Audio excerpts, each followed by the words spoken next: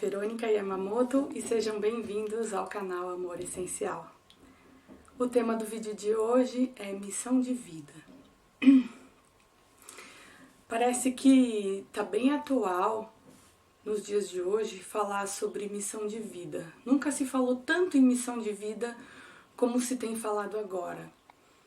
E eu acredito que durante a nossa vida toda, desde que a gente é criança, sempre em alguns momentos da nossa vida, vem aquela pergunta: quem eu sou? Por que eu estou aqui? Qual é a minha missão de vida? Qual é o sentido da vida? E essa pergunta, ela vai e vem em determinados momentos da nossa vida. Quando a gente começa a adolescência, principalmente, que a gente sai daquela fase de inocência, de descoberta das coisas, passa pela infância, então a gente ainda não tem esses questionamentos sobre a vida, mas a gente vai só adquirindo conhecimento, vai aprendendo as coisas, e chega um momento em que a gente já conhece um pouquinho de tudo e a gente começa a se questionar: quem sou eu? Por que eu estou aqui? E aí são perguntas sem resposta. Às vezes a gente se conforma, às vezes a gente esquece, mas isso sempre volta em determinadas fases da nossa vida. Eu me lembro que minha adolescência foi bem conturbada, porque eu nunca estava satisfeita com nada. Onde eu estivesse, eu estava incomodada. Se eu estivesse na praia, eu pensava: nossa, eu podia estar num apartamento. Eu ia pro apartamento e pensava: nossa, mas aqui também não tá legal. Onde que eu posso estar, que eu possa me sentir bem e feliz e realizada?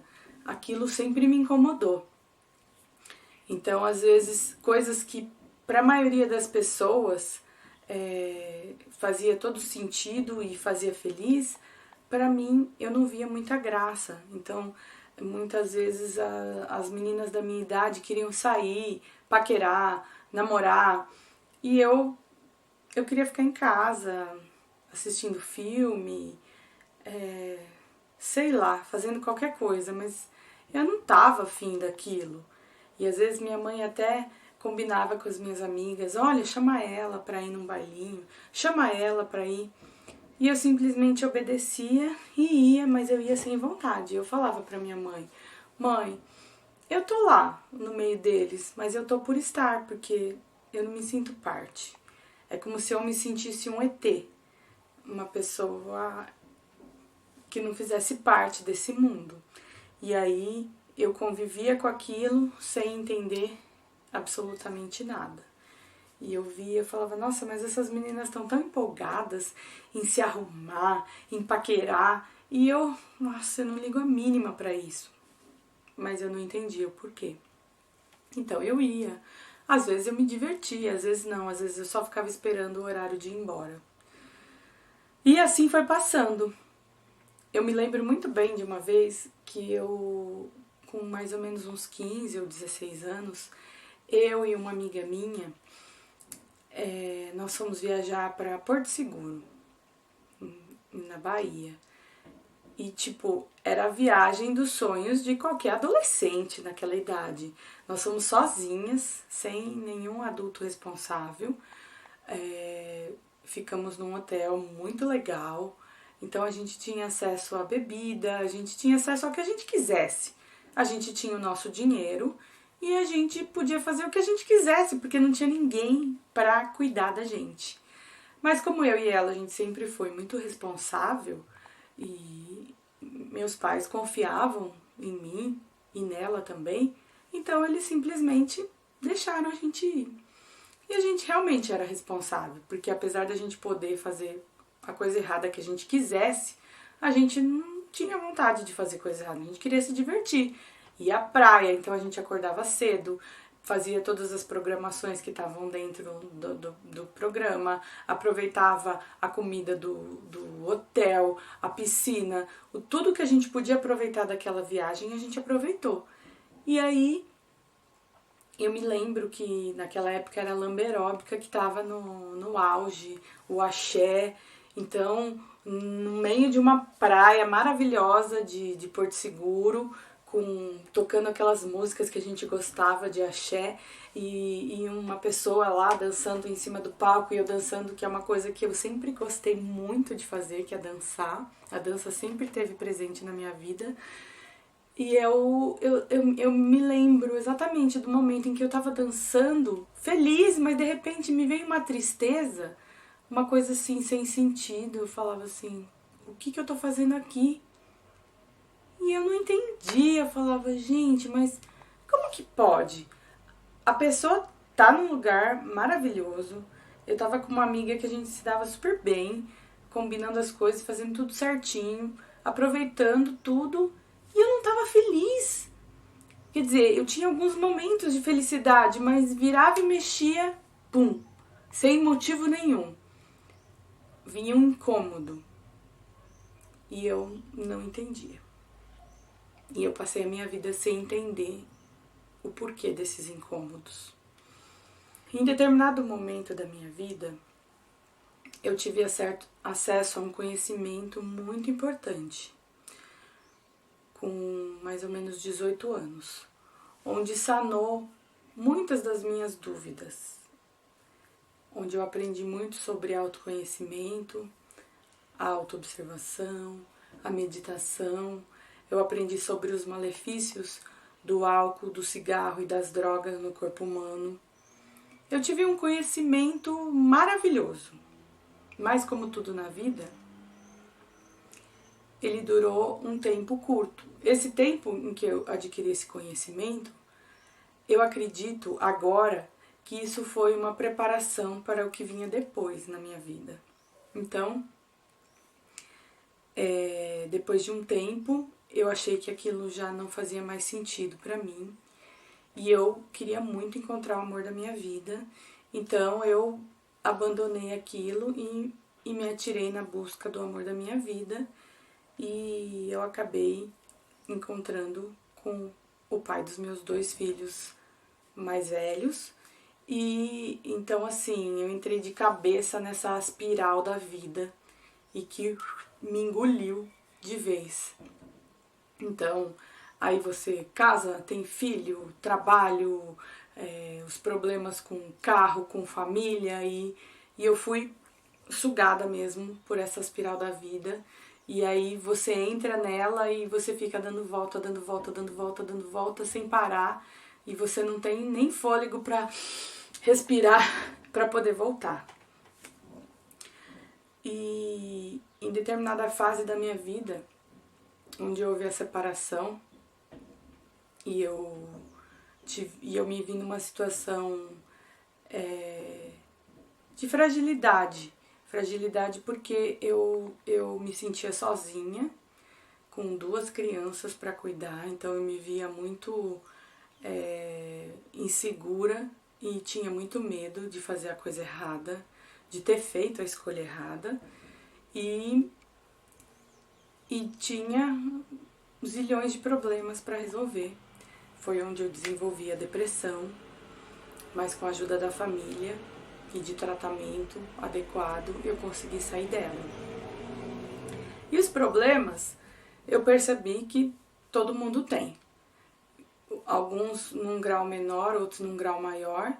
E também tudo depende de como que você vê os problemas e resolve os problemas. Isso vai ser tema para um outro vídeo. Mas tudo bem. E minha vida foi melhorando. Depois que eu saí da depressão, foi como se eu tivesse que passar por um processo de transformação. Chegar até o fundo do poço, porque quando a gente chega até o fundo do poço, ou quando a gente perde algo na nossa vida, é que a gente realmente começa a valorizar as coisas. Então, se você perde uma pessoa muito querida, você começa a valorizar os relacionamentos, as pessoas. Se você perde em bens materiais, você começa a ser grato por aquele pouco que você tem. Então, a gente começa a aprender a viver e a enxergar a vida dessa maneira. Então, eu passei por essas coisas Não que eu tivesse muita coisa, mas mesmo quem tem pouco ainda pode perder ainda tudo que tem. Então, eu sempre tive medo de ter muita coisa, porque eu tinha medo da queda, de perder. Então, sempre que eu me via numa situação de crescimento, logo vinha o medo de perder tudo e voltar a estaca zero, a voltar àquele estado depressivo que um dia eu já me encontrei. E tudo isso foi passando e eu casei novamente com o amor da minha vida e foi maravilhoso. Ele acolheu os meus filhos e me trouxe toda a segurança que eu precisava de me sentir amada, de amar e ser amada, de conseguir fazer essa troca, de pegar tudo que é meu. Os meus filhos são as coisas mais valiosas que eu tenho nessa vida, e acolher como filho dele. E aí isso foi tão bom que quando começa a acontecer coisa tão boa, a gente fica até meio desconfiada, né? Falar, ixi, quando é que vai vir o tombo, né? E esse tombo não veio. As coisas começaram a caminhar, a gente começou a trabalhar nos sonhos dele. E eu, de uma certa forma, eu me abandonei, porque como eu achava que fazer ele feliz era a minha missão a partir de então, porque eu já tinha conseguido o que eu queria na vida, que era a encontrar o amor da minha vida, eu me deixei de lado. E demorei bastante tempo para entender que fazer ele feliz era óbvio que eu tinha que fazê-lo feliz. Mas antes de fazê-lo feliz, eu tinha que estar feliz. E estar feliz, e como que é estar feliz? Como que é ser feliz? E foi todo um processo que eu fui aprendendo, em que para eu ser feliz, estar bem, para cuidar de outra pessoa, eu precisava estar bem comigo mesma. Então eu acabei fazendo as pazes comigo mesma. Comecei a me olhar com olhos de carinho e me cuidar, me respeitar as minhas vontades. E meu relacionamento ficou ainda melhor com meu marido, porque eu sinto a confiança e a tranquilidade em compartilhar coisas íntimas minhas, porque eu sei que ele vai me entender, ou se ele não me entender, pelo menos ele vai me escutar sem me julgar. Então, é muito bom você ter uma pessoa assim do seu lado, com certeza ajuda muito nos seus piores dias, né? Assim como eu também quero ser e sou essa pessoa para ele. Quando ele não tá bem, ele pode falar comigo, que eu não vou julgar, que eu vou tentar ajudá-lo da melhor forma possível, porque é isso que eu acredito que seja um casal, quando eles se tornam um só, não tem divisão de nada, né? Nem dos meus pensamentos mais íntimos eu não tenho vergonha de contar pra ele, não tenho nenhum problema em contar pra ele. Então a gente faz essa troca que é muito boa. E mesmo com tudo isso, eu voltei a sentir aquele vazio que me atormentou e eu não entendia o porquê. Eu falava, meu Deus, o que está acontecendo comigo? Por que durante toda a minha vida eu tenho momentos em que eu me sinto vazia? Mas espera lá, eu já tenho tudo o que eu quero, eu tenho um marido maravilhoso, tenho os filhos abençoados, os meus filhos vieram prontos para mim, eu não tive que ter trabalho, eles são ótimos, eu tenho um trabalho, eu tenho minha casa, eu tenho um teto, eu não tenho luxo, mas eu tenho as coisas que eu preciso para viver. E eu também não sou uma pessoa gananciosa, que quero ter muita coisa. Não, para mim, menos é mais. Eu não quero ter preocupação, não quero ter dor de cabeça. Eu tenho problema, assim como todo mundo tem. E o que tá de errado comigo, meu Deus? O que tá de errado? E eu voltei a sentir uma angústia no peito muito forte. E que eu rezava. Dormia rezando e acordava rezando. Aí até que essa angústia ela ficou tão grande dentro de mim que eu falei, não, eu preciso pedir ajuda antes que isso se torne uma depressão novamente. E aí eu falei com meu marido, pedi para ele rezar para mim, fui atrás da minha cunhada que é muito religiosa e rezou para mim. E essa angústia, fui atrás do padre também, conversei com ele a respeito disso e essa angústia começou a ir embora. E eu tenho uma amiga, que ela é muito amiga minha, e ela, toda vez que eu não estou bem, ela sonha comigo, ela me pergunta, e aí, tá tudo bem?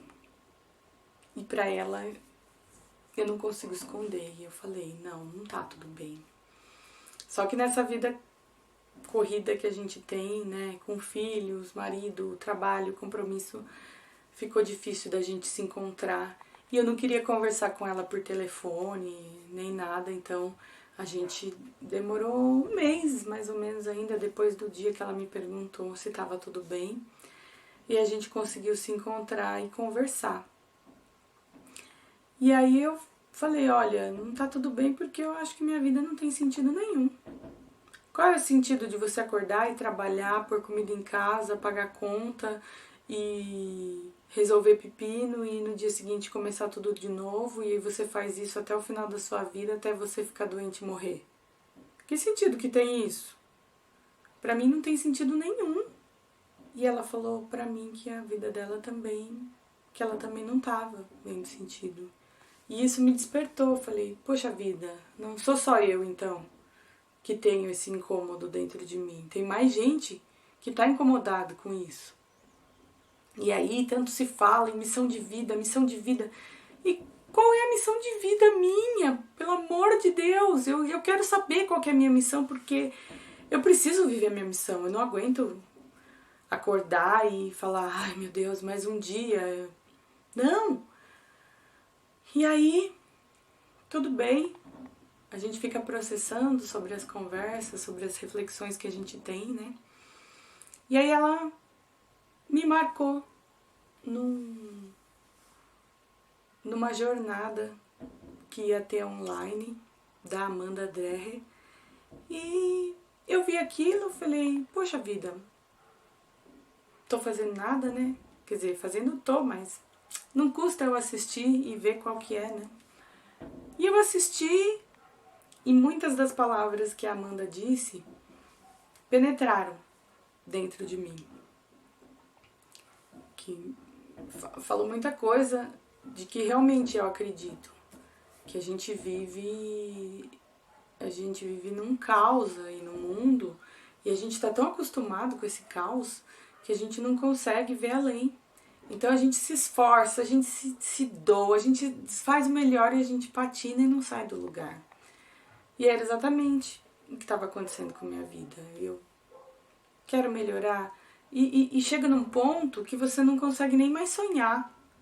Eu falava assim, qual que é o seu sonho? Eu falei, eu não sei qual que é o meu sonho. O que eu sonho? Eu não tenho sonho. Eu já consegui o que eu queria, eu não tenho sonho. Eu preciso ter sonho? Eu não tenho. E aí eu falei, opa, tem alguma coisa errada comigo. Aí ela falou outra coisa, que a gente cria a nossa própria realidade. E aí eu comecei a observar e eu falei, realmente, o que eu criei? Eu criei que eu me abandonei. Como que eu quero uma realidade diferente pra mim se eu não cuido nem de mim mesmo? Nem de mim mesma. Eu acordo de manhã e visto a primeira roupa que tá mais fácil para eu vestir e eu já nem começo o dia que começa em mim, porque eu tenho que me adequar ao dia, aos horários, às coisas, e aí o dia faz assim, e quando termina você tá exausta e você parece que produziu muito, mas não produziu nada. E eu falei, gente, tá mesmo, tudo errado. E aí eu comecei a prestar atenção nessas coisas. E todo aquele conhecimento que um dia eu tive na minha vida, ele voltou todo à tona. O autoconhecimento, a autoobservação. E entrar nesse caminho. Então, eu, por mim mesma, comecei a fazer uma busca de quem era eu. Me resgatar, porque eu tinha me perdido no caminho. A vida tomou o controle da minha vida. E eu deixei, porque é aquilo que as pessoas falam. Quando você não sabe onde você quer chegar, qualquer lugar serve. Então eu ia entrando num ônibus atrás do outro, sem destino nenhum. Então eu não chegava a lugar nenhum, porque eu não sabia onde eu queria chegar. E a partir do momento que eu me dei conta disso, eu falei, realmente, eu não sei onde eu quero chegar, então por isso que eu não chego a lugar nenhum. E aí eu comecei a fazer essa retomada a mim mesma. E comecei a anotar como que foi minha infância, a relembrar coisas desde quando eu era pequena, e a relembrar do que eu sempre gostei de fazer, o que me dava prazer em fazer, quais são meus hobbies. E desses hobbies, dessas coisas que eu gostava de fazer, eu voltei a fazer. E cada vez que eu ia caminhando nisso, isso ia me dando mais motivação. E eu não tinha claro as coisas dentro de mim, mas eu sentia que eu estava fazendo certo. Então eu sentia que aqui dentro estava uma bagunça. E essa bagunça que estava aqui dentro refletia na minha casa. Eu tinha um sofá que ele vivia repleto de coisa, e tudo coisas misturadas. Tinha brinquedo, tinha roupa, tinha de tudo que você podia imaginar. E todo dia eu acordava e via aquele sofá e eu falava, ai não, meu Deus, eu não aguento mais ver esse sofá. Tinha vontade de voltar pra cama, eu não conseguia ter forças pra arrumar aquele sofá. E eu falava, gente, isso daqui é um quebra-cabeça, como que eu vou arrumar? Eu não consigo. Aí eu arrumava, o dia que eu tomava atitude, eu vou arrumar, eu arrumava. Eu demorava porque eu tinha que separar o joio do trigo. Não dava 5 minutos. Se alguém colocasse uma coisinha naquele sofá, daqui a pouco aquele sofá tava assim de novo. Eu falava, não é possível. Eu falei, eu tenho que tomar uma atitude, porque eu não aguento, esse sofá tá me fazendo mal, tá me deixando louca. Até que um dia eu falei, não, eu vou tomar uma atitude. Escrevi num papel, favor, não colocar nada nesse sofá. Esse bilhete serve tanto para mim como para qualquer um que chegar aqui. E a partir do momento em que eu tomei essa atitude, se colocassem alguma coisa, logo eu lembrava que precisava tirar. E ali sumiu. Ninguém colocou mais nada naquele sofá. E aquilo que era o que estava mais me incomodando. Mas eu sabia que eu tinha um longo caminho dentro da minha casa para eu começar a organizar as coisas. E eu percebi que já do momento em que eu dei uma arrumadinha assim geral, eu já liberei um espaço dentro de mim. Eu dei um espaço para o novo dentro de mim, porque eu comecei a organizar as coisas aqui dentro primeiro. Aqui dentro. E aí refletiu no exterior. Então quando você começa a ver a ação, o resultado da ação, você se anima para continuar fazendo. E foi isso que eu fiz. Comecei pouco a pouco, sem pressa, sem me cobrar muito, mas o que tá mais me incomodando é aquilo. Então eu vou lá e já arrumo, e aí dá uma sensação de prazer, e aí eu já me animava em fazer outra coisa. Quando eu ia ver, tava cada dia melhor, cada dia mais organizado, aqui dentro e refletindo para fora. E comecei a perguntar para as pessoas queridas, como que elas me viam? Quais as qualidades que você vê em mim? Meu pai, minha mãe, minhas irmãs, cunhadas, minhas amigas, pessoas queridas. Quais são as qualidades que você vê em mim? E aí eu comecei a receber tanta coisa legal que eu falei, nossa, mas eu sou isso mesmo? Eu sou tudo isso? E aí eu comecei a me olhar com olhos amorosos para mim mesma. Nossa, eu sou uma pessoa legal. Eu sou uma pessoa interessante. E aí eu comecei a ver que eu precisava desenvolver o amor próprio, que tinha ficado esquecido dentro de mim. como que a gente vai amar o próximo? Como que a gente vai amar o todo, o Deus Todo-Poderoso? Como que a gente vai amar a natureza? Como que a gente vai amar os filhos, marido e tudo o que vem junto se você não ama a si mesmo? Então eu comecei a fazer esse processo de me amar, de me respeitar, de me cuidar. Eu ainda estou nesse processo. Eu ainda estou aprendendo a me amar. E estou exercitando o amor dentro de mim. E aí quando você começa a exercitar esse amor dentro de você, ele vai refletindo nos filhos, no marido, nos pais, nos amigos, em pessoas que você não conhece. E aí você consegue entender o todo. Que tudo é Deus, tudo é criação divina. E que Deus é amor. E aí fica tão simples, tão fácil, que você não precisa fazer esforço. E nessa de você amar e de você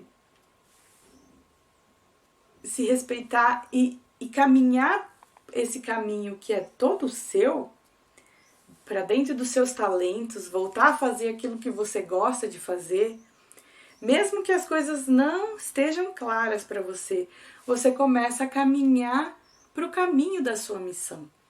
Porque Deus, ele dá dons pra gente. E um dom é distinto do outro. E cada um tem uma forma diferente de se aproximar de Deus. Dentro da sua crença. Cada um, por isso que existe tantas religiões, por isso que existe tanta diferença de ideias, de pensamentos, porque cada um, da sua maneira, vai se conectar com Deus, vai fazer esse encontro com Deus. Na verdade, Deus está aqui, mas você vai ligar a tomadinha lá, e aí você vai ver que você vai falar, nossa, o tempo todo eu tava aqui e eu não tava entendendo nada. E aí você começa a rir à toa, porque é assim, ó.